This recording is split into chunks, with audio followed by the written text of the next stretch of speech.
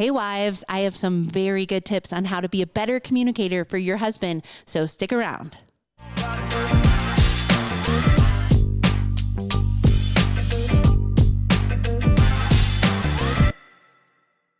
Hey, welcome back to the Something New Show. I'm Mindi Linscombe, your host, and today we're talking about something that can strengthen marriages instantly, how wives can better communicate with their husbands. We're flipping the script today because Jordan's episode on how husbands can love their wives was one of our most popular episodes. We decided today we're going to focus on how we as wives can connect better with our husbands by understanding and applying 3 key principles that I want to talk about today. First one is help, the second one is heard, and the third one is hug. So we made it super simple, 3 H's to help you remember these 3 ways that you can come alongside and have great communication with your husband. So this episode is for the wives, and if you're listening and you're the husband, you can send this episode over to your wife and just tell her that, hey, this would be super helpful things that you can do if it resonates with you. All right. So the first one we're going to dive deep into is help. So for many husbands, showing support through help is a great way to feel seen and appreciated. And this goes both ways, obviously, but sometimes when we hear the problem at hand, it is really good to lean into whatever that husband might be going through, whether he's sharing it or not, and ask if he desires help, because sometimes they want it and sometimes they don't. But it's so crazy how often we don't simply take the time to ask. So think about asking how you can help with something he's stressed out about, whether it's a household task or something work related, or even it might be planning a family event and navigating, all the expectations between his family and yours. I think it's just so crucial to ask. And a lot of times with Jordan and I, he doesn't want help and he just wants me to listen, and that's absolutely fine. That's going to be our next H here in a second.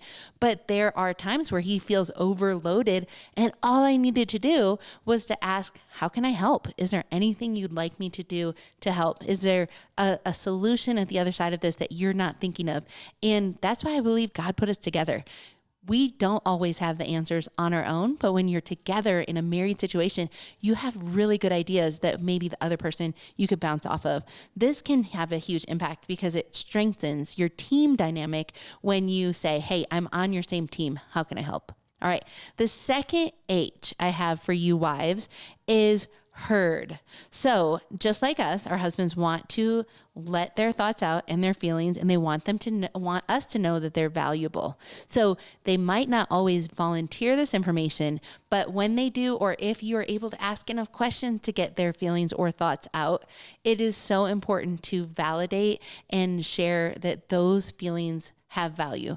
And so they want to know that they're seen and heard. So they oftentimes communicate differently than us. Jordan and I definitely don't communicate the same way, and we don't communicate at the same times. So what I've noticed is there's different times of days or of the day, different times of the week that he feels so ready to talk about everything that he's been thinking about. It might not be the same time that I'm interested in listening, but if this is when it's time for him to share, it's important that we pause, we look him in the eyes, and we listen to what he's saying and validate that those feelings matter. So it's important to pause. We're so busy and we want to be listened to when it's the time for us. We want to download our days, but our husbands need to be listened to as well. And especially when they crack that can open, make time to listen. Running a successful bridal shop can be challenging, but with the right support, it can also be incredibly rewarding. Hi, I'm Mindi Linscombe, founder of Bridal Owner Success School, aka Boss. After 17 years in the bridal industry, I've developed proven strategies that drive both positivity and profitability in your business.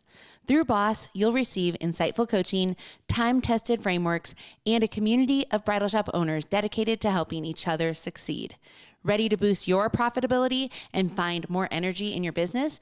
Visit bridalownersuccess.com and sign up for Boss today. Sometimes too, it's important to not rush to respond. So try to count to 7 under your breath before you respond, because sometimes there's more that they're about to share. So oftentimes I'll just pause, let them give more time, and they might have more to add to the conversation. And then I also ask, hey, is this a time where you just want me to listen, or are you wanting to have me help which was the first one. So are you looking to just be heard, or are you wanting help on this situation? And it's really good to ask that question, because I'm a fixer, and part of my personality is, if you tell me something's wrong, I want to make sure that we fix this like right now. And sometimes that assertiveness and that quick to fix something is not the response that our husbands want. A lot of times they just want to be heard. So pause before you respond, give them your ears, give them your eyes, and pull up a chair. Because if they're starting to share, it's important to lean into that. And then, like I said, ask if this is a time where they just want to be heard.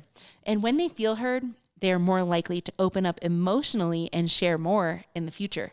So it's almost like building trust, because you're encouraging that behavior by rewarding it with positive body language, with positive verbal cues.